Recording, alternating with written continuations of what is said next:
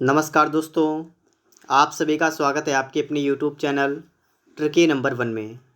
दोस्तों, इस वीडियो में हम लोग UP triple SC paid exam के लिए प्रैक्टिस सेट को सॉल्व करेंगे और यहाँ पर आपके लिए यूथ प्रकाशन की बुक से प्रैक्टिस सेट नंबर 9 है। अगर आप लोगों ने इससे पहले की प्रैक्टिस सेट सॉल्व नहीं किए हैं तो आप लोग उन्हें भी सॉल्व करिएगा। आपको उनका लिंक इस वीडियो के डिस्क्रिप्शन बॉक्स में मिल जाएगा।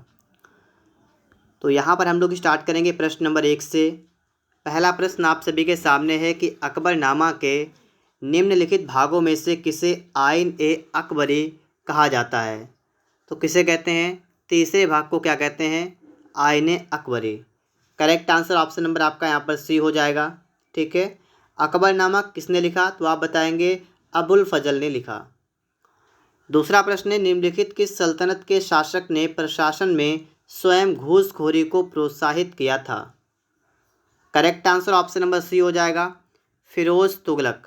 ठीक है, सी ऑप्शन आपका यहाँ पर बिल्कुल करेक्ट आंसर बन जाएगा। अगला प्रश्न आपका है, सूची 1 को सूची 2 से सुमेलित कीजिए और सूचियों के नीचे दिए गए कूट का प्रयोग करते हुए सही उत्तर का चयन कीजिए।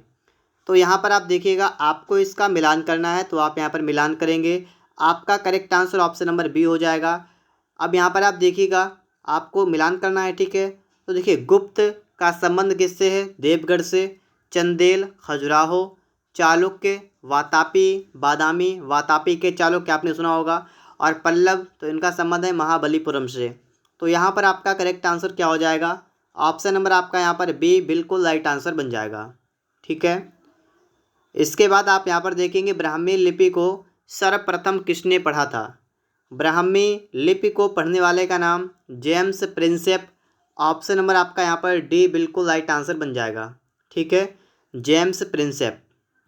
अगला आपका है कि सूची 1 को सूची 2 के साथ सुमेलित करो और दिए गए कूट में से सही उत्तर का चयन करो। तो चलिए यहाँ पर हम लोग देखते हैं, यहाँ पर सही उत्तर का चयन करेंगे। ठीक है, अब देखिएगा, ऋग्वेद का ब्राह्मण ग्रंथ क्या है? तो ऋग्वेद का ब्राह्मण ग्रंथ क्या है? ऐत्रेय या कौशितकी। ठीक है, आपने सुना होगा ऐत्रेय, कौशितकी। सामवेद की अगर हम बात करेंगे तो सामवेद के लिए आपका आ जाएगा पंचविश षड्विश, ये सामवेद के लिए। और इसके बाद आप देखेंगे अथर्ववेद के लिए, तो अथर्ववेद के लिए आपका है गोपथ, और यजुर्वेद के लिए क्या हो जाएगा? शतपथ ब्राह्मण। ठीक है, तो इस तरीके से तीसरा, चौथा और पहला, दूसरा, मतलब ऑप्शन नंबर आपका यहाँ पर सी राइट आंसर हो जाएगा।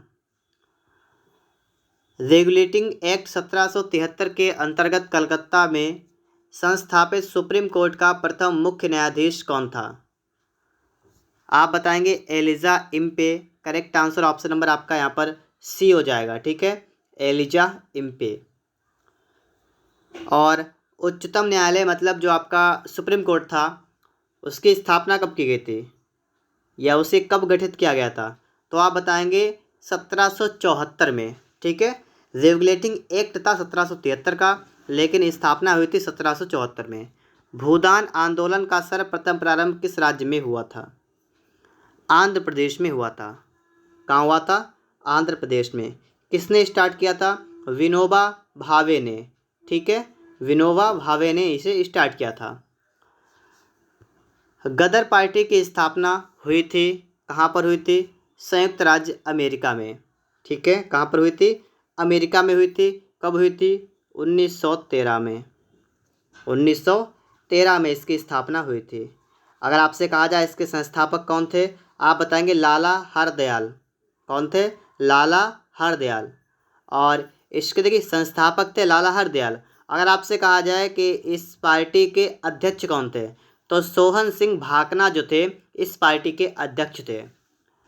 आगे आप देखेंगे 9 नंबर, निम्नलिखित को सुमेलित कीजिए। आप यहाँ पर सुमेलित करेंगे, तो चलिए यहाँ पर हम इसको सुमेलित करते हैं। ठीक है, तो यहाँ पर देखिएगा, आपको मिलान करना पड़ेगा यहाँ पर। ठीक है, तो चलिए मिलान करते हैं। तो देखिए भगत सिंह, तो यहाँ पर देखिएगा सैंडर्स से संबंधित इसका हो जाएगा। ठीक है, यहाँ पर। और इसके बाद में आगे देखिएगा, अगला आपका लिखा है, देखिए सैंडर्स संबंधित क्यों हुआ है? क्योंकि भगत सिंह ने सैंडर्स की हत्या की थी, और भी लोग मिले थे। और खुदीराम बोस की बात करेंगे तो खुदीराम बोस ने किंग्सफोर्ड की हत्या करने का प्रयास किया था। ठीक है, और इसके बाद में आप देखेंगे कि मदन लाल ढींगरा, तो इन्होंने करजन वायली पर गोली चलाई थी। और ऊधम सिंह ये लंदन चले गए थे जनरल डायर से बदला लेने के लिए। ठीक है, तो यहाँ पर आपका करेक्ट आंसर क्या बन जाएगा? आपका ऑप्शन नंबर ए बन जाएगा। ठीक है, आगे देखिएगा, लिखा है देशी भाषा प्रेस अधिनियम किस वर्ष पारित किया गया था? 1878 ईस्वी में पारित किया गया था। कौन था इस समय? लॉर्ड लिटन। कौन था? लिटन थे। ठीक है, तो इनके समय में ये पारित किया गया था। अगला है सुएज नहर क्षेत्र में उत्तर से दक्षिण दिशा की ओर पड़ने वाले झीलों का सही क्रम क्या है?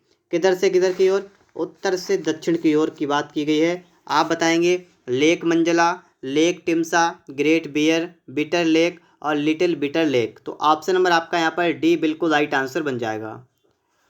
निम्न में से कौन सा रूपांतरित चट्टानों का उदाहरण नहीं है? कौन सा ऐसा है? आप बताएंगे ग्रेनाइट जो है ये नहीं है। ठीक है, और सभी हैं यहाँ पर।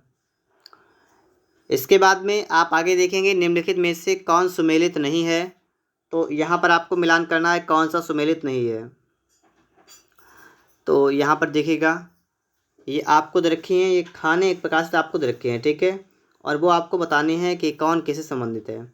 जैसे यहाँ पर आपको दे रखा है बैलाडिला। तो बैलाडिला जो है ये लौह इस्पात के लिए प्रसिद्ध है और ये एमपी में नहीं है। ये कहाँ पर है? ये छत्तीसगढ़ में है। ठीक है, इसके बाद आगे आपका लिखा हुआ है कि केमानगुंडी कर्नाटक में बिल्कुल सही है। सिंहभूम झारखंड ये भी सही है। मयूरभंज उड़ीसा ये भी सही है। तो करेक्ट आंसर आपका ऑप्शन नंबर आपका यहाँ पर ए हो जाएगा। किशन गंगा एक सहायक नदी है।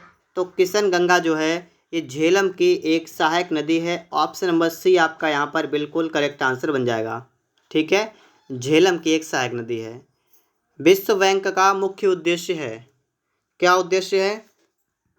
पुनर्निर्माण हेतु ऋण देना, ये इसका एक उद्देश्य है। ठीक है, ऑप्शन नंबर सी आपका यहाँ पर हो जाएगा। ठीक है, इसके बाद आगे देखेंगे हम लोग यहाँ पर। ठीक है, 2011 की जनगणना के अनुसार निम्नलिखित राज्यों में से किसकी ग्रामीण जनसंख्या सर्वाधिक है? ऐसा कौन सा राज्य है? आप बताएंगे उत्तर प्रदेश। उत्तर प्रदेश। किसान क्रेडिट कार्ड योजना का प्रारंभ कब हुआ था? 1998-99 में हुआ था। Correct answer option number C हो जाएगा। ठीक है, 1998-99 में इसका जो है इस योजना का प्रारंभ हुआ था। निम्नलिखित राज्यों में से किसमें दलहनों का उत्पादन सर्वाधिक है?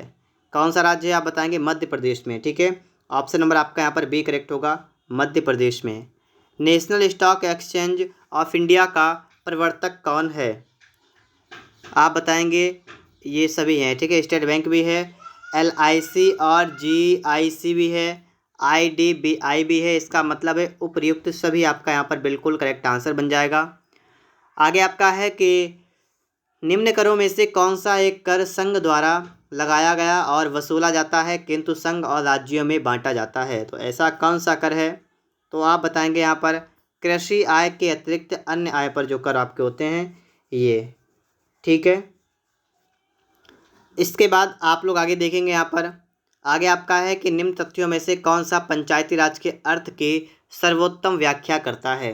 तो ये आपका कौन सा है? आप बताएंगे ये आपका डी वाला बनेगा। ठीक है, एक मतलब लोकतांत्रिक विकेंद्रीकरण है और एक आपका है सामुदायिक विकास परियोजनाओं में पंचायतों की सक्रिय भागीदारी।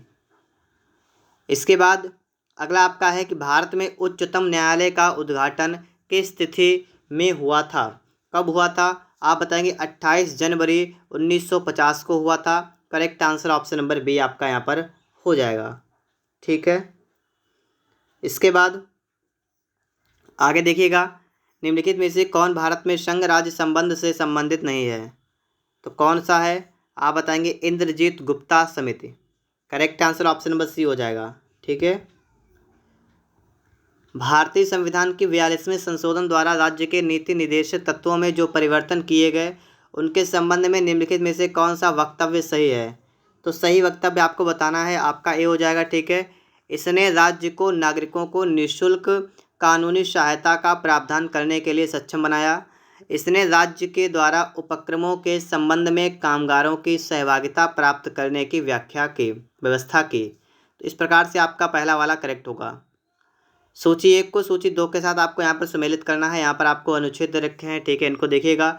अनुच्छेद 40 आपका ग्राम पंचायत का गठन आपका यहाँ पर बिल्कुल सही है। इसके बाद आगे आप देखेंगे अनुच्छेद 41 काम करने का अधिकार, ये भी सही है। और इसके बाद देखिएगा समान नागरिक संहिता 44 में ये भी सही है।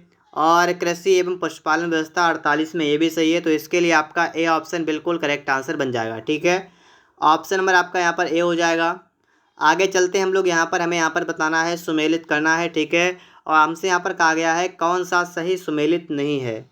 सही सुमेलित कौन सा नहीं है, देखिए नियासिन, नियासिन जो है मतलब कहने का यहाँ पर क्या है कि देखिए थायमीन मेरी भी, ठीक है, मतलब यहाँ पर यह है कि आपको एक साइड विटामिन दे रखे हैं, एक साइड में उनसे होने वाले रोग दे रखे हैं, ठीक है। देखिए नियासिन जो आपकी विटामिन होती है, इसकी कमी से पेलाग्रा हो जाता है, बिल्कुल सही है। थायमीन की कमी से बेरी, विटामिन डी की कमी से सूखा रोग, विटामिन के की कमी से रक्त का थक्का नहीं जमता है, रक्त का थक्का नहीं जमता है, ठीक है। तो यहाँ पर आपका ये के वाला है, ये गलत यहाँ पर लिखा हुआ है। पेशी थकान के लिए निम्नलिखित में से कौन उत्तरदायी होता है। पेशी थकान के लिए लैक्टिक अम्ल आपका जो है ये उत्तरदायी होता है। करेक्ट आंसर ऑप्शन नंबर आपका यहाँ पर डी हो जाएगा, ठीक है। आगे देखेंगे द्रवीभूत पेट्रोलियम गैस एलपीजी जो है मुख्य रूप से मिश्रण होती है, किसका मिक्सर होती है, प्रोपेन ब्यूटेन का मिक्सर होती है। ऑप्शन नंबर आपका यहाँ पर सी हो जाएगा, ठीक है, propane butane. Correct answer option number C, ठीक है। इसके बाद आगे देखेंगे आप लोग, यहाँ पर लिखा हुआ है कि निम्नलिखित में से कौन सा एक यशद पुष्प कहलाता है। यशद पुष्प की बात करेंगे तो जिंक ऑक्साइड होता है। Correct answer option number C हो जाएगा, जिंक ऑक्साइड। वर्षा की बूंदें किसके कारण गोलाकार होती हैं। वर्षा की बूंदें जो हैं ये पृष्ठ तनाव के कारण गोलाकार होती हैं। करेक्ट आंसर ऑप्शन नंबर आपका यहाँ पर बी हो जाएगा। माखनलाल चतुर्वेदी को उनकी किस रचना पर साहित्य अकादमी पुरस्कार मिला है। कौन सी रचना उनकी है, आप बताएंगे हिम तरंगिणी। क्या, हिम तरंगिणी। आगे देखिएगा तिलांजलि देना, इस मुहावरे का अर्थ निम्नलिखित में से कौन सा विकल्प दर्शाता है। तिलांजलि देना का मतलब होता है त्याग देना, किसी चीज़ को त्याग देना, ठीक है। कृष्ण शब्द का स्त्रीलिंग क्या है, तो इसका स्त्रीलिंग हो जाएगा कृष्णा। क्या हो जाएगा, कृष्णा, ठीक है। निम्नलिखित वाक्यों में से अशुद्ध वाक्य पहचानिए, अशुद्ध का चयन करना है। आप बताएंगे पिता ने मेरे से कहा, मुझसे कहा, ये होना चाहिए था, तो ये गलत हो जाएगा आपका। उसे जल्दी घर जाना था, सही है। मुझे वहाँ नहीं जाना है, वे लोग जा रहे हैं, ये सभी सही आपके हैं। पिता ने मेरे से कहा, ये आपका अशुद्ध है। स्थावर का विपरीत होता है जंगम, आपका डी ऑप्शन बिल्कुल राइट आंसर हो जाएगा, ठीक है। क्या हो जाएगा, जंगम। इसके बाद आप लोग आगे देखेंगे, तो चलिए देखते हैं आगे यहाँ पर हम लोग। इसके बाद हम लोग आ चुके हैं प्रश्न नंबर 50-51 पर। देखिएगा निम्नलिखित में से कौन सुमेलित नहीं है, तो कौन सा सुमेलित नहीं है, देखिएगा। पहला है ग्रीन पार्क स्टेडियम कानपुर में, बिल्कुल सही है। गुरु गोविंद सिंह स्पोर्ट्स कॉम्प्लेक्स लखनऊ, ये भी सही है। महात्मा गांधी स्टेडियम मेरठ, ये गलत है। ये कहाँ पर है, ये आपका है तमिलनाडु में, ठीक है। कहाँ पर है, तमिलनाडु में है ये। और डॉक्टर अंबेडकर स्टेडियम वाराणसी, ये भी आपका बिल्कुल सही है, ठीक है। विश्व साक्षरता दिवस कब मनाया जाता है। साक्षरता दिवस 8 सितंबर को मनाया जाता है। Correct answer option number D हो जाएगा, 8 सितंबर को, ठीक है। अंतर्राष्ट्रीय साक्षरता दिवस, चाहे आपका विश्व साक्षरता दिवस आ जाए। आप सभी को पता होना चाहिए यहाँ पर कि राष्ट्रीय शिक्षक दिवस कब मनाते हैं, तो शिक्षक दिवस 5 सितंबर को। हिंदी दिवस 14 सितंबर को, राष्ट्रीय हिंदी दिवस 14 सितंबर। और ओजोन दिवस 16 सितंबर, ठीक है। आगे देखिएगा यहाँ पर भारत में ऐसा कौन सा पहला और एकमात्र राज्य है जहाँ छत पर बरसात के पानी के संग्रहण ढांचों का निर्माण सभी घरों के लिए अनिवार्य है। ऐसा राज्य कौन सा है, तमिलनाडु। इराविकुलम राष्ट्रीय उद्यान किस राज्य में है। इराविकुलम कहाँ पर है, आप बताएंगे केरल में है। करेक्ट आंसर ऑप्शन नंबर आपका यहाँ पर सी हो जाएगा, केरल। हरिश्चंद्र अनुसंधान संस्थान जो है ये कहाँ पर स्थित है, इलाहाबाद प्रयागराज में, ठीक है।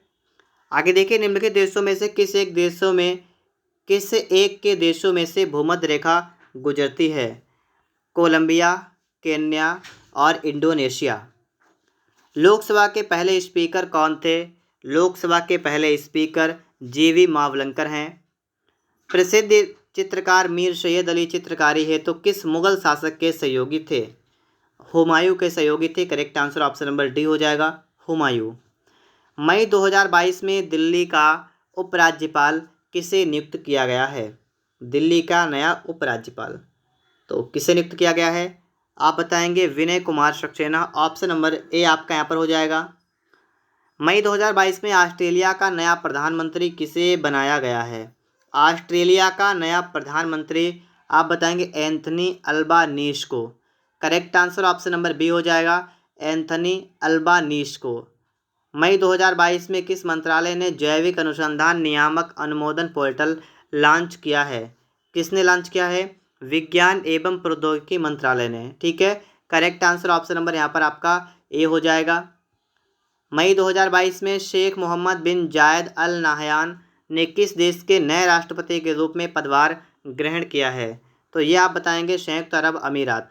संयुक्त अरब अमीरात। मई 2022 में 8वां भारत मक्का शिखर सम्मेलन 2022 कहाँ आयोजित हुआ? नई दिल्ली में आयोजित हुआ। Correct answer option number D हो जाएगा, नई दिल्ली। मई 2022 में किसे भारतीय उद्योग परिसंघ का नया अध्यक्ष नियुक्त किया गया? आप बताएंगे संजीव बजाज को।